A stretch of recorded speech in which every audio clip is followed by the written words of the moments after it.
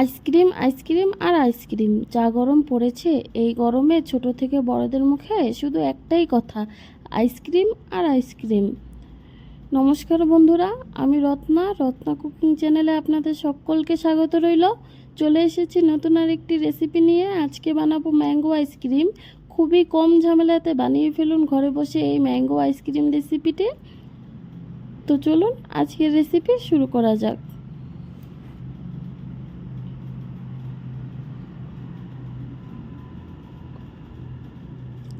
এখানে আমি 500 গ্রামের মতন আম নিয়ে নিয়েছি। আমটাকে ভালো করে ছুলে নেব। ছুলে নিয়ে ছোট ছোট টুকরো করে কেটে নেব। এখন একটা জুসারে আমের টুকরোগুলো দিয়ে দিব।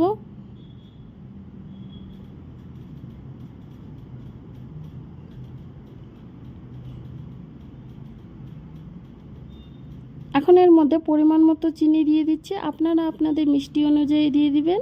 এখন এর মধ্যে দিয়ে দিচ্ছি আমুল ফ্রেশ ক্রিম 3 চামচের মতন। এটা অপশনাল, আপনারা চাইলে দিতেও পারেন, নাও দিতে পারেন।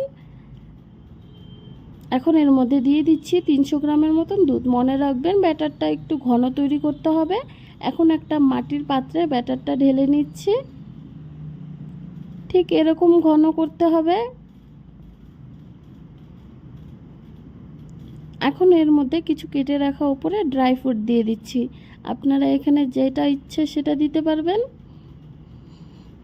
আমি ড্রাই ফ্রুট দিয়েছি। এখন 8 থেকে 9 ঘন্টার জন্য ফ্রিজে রেখে দিন। আমি 10 ঘন্টা রেখেছিলাম। দেখুন কত সুন্দর হয়ে জমে এসেছে। দেখতে কিন্তু দারুণ হয়েছে, কালারটাও সুন্দর এসেছে, কোনো ফুড কালার ছাড়াই।